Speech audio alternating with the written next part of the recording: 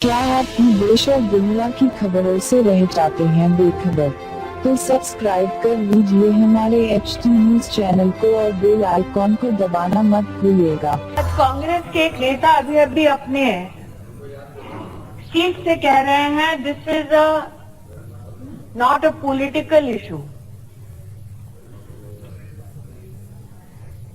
मुझे लगा आपको तब होना चाहिए जब अधीर जी इस विषय पर बोल रहे थे। जानबूझकर, जैसे कि बीजेडी के एक सांसद ने यहां कहा, महिला सम्मान, महिला सुरक्षा के विषय को कम्युनल सब्जेक्ट से जोड़ना, राजनीति करने का इससे बड़ा दुस्साहस महिला के नाम पर इस सदन ने शायद ही कभी देखा होगा। आज एक सांसद यहां पर बंगाल से, और मैं नाम नहीं ले रही हूं महोदय, मंदिर का नाम ले रहे थे। एक सांसद ने हैदराबाद और उन्नाव की जघन्य घटनाओं पर अपना वक्तव्य यहां प्रस्तुत किया, लेकिन मालदा में क्या हुआ उस पर चुप्पी साध ली। पता नहीं है तो जाके पश्चिम बंगाल का अखबार पढ़िए।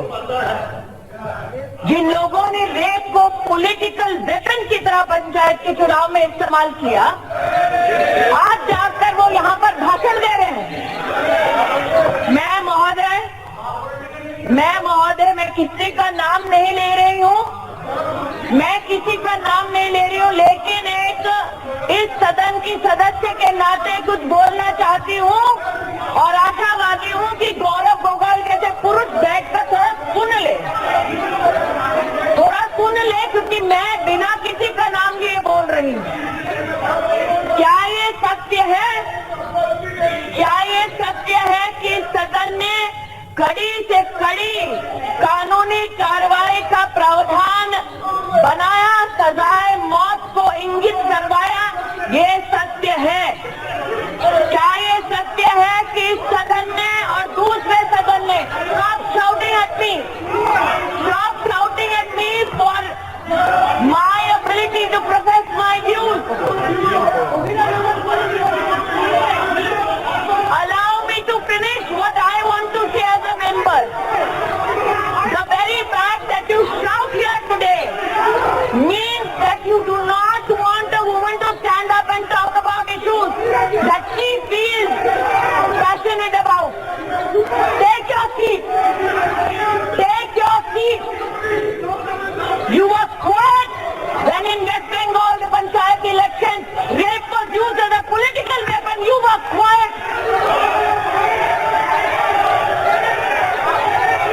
I would like to hear say today, sir, क्या उन्नाव में जो हुआ वो जघन्य अपराध है? क्या हैदराबाद में जो हुआ वो जघन्य अपराध है? क्या एक लड़की का बलात्कार करके उसको जलाना अमानवीय है? क्या उन्हें सजाए मौत होनी चाहिए? बिल्कुल होनी चाहिए। लेकिन ऐसे अपराधों पर राजनीति करना, क्या इससे किसी भी विक्टिम को कोई सहायता मिलेगी? मैं चर्चा समाप्त। श्री रोडोमल जी नागर, दो तीन बातें आपकी अनुमति से कहना चाहूंगी, मुझे कहने दें। 1023 फास्ट ट्रैक कोर्ट के लिए इस सरकार के माध्यम से प्रत्येक राज्य को राशि दी गई, ताकि फास्ट ट्रैक कोर्ट के माध्यम से जो महिला या बच्चे प्रताड़ित हैं उनको न्याय मिले। इस सरकार के माध्यम से प्रत्येक संरक्षण के लिए, विमेन हेल्प डेस्क के लिए पैसा दिया गया। क्या हम? धन्यवाद अध्यक्ष महोदय। मेरा संसदीय क्षेत्र राजगढ़, मध्य प्रदेश।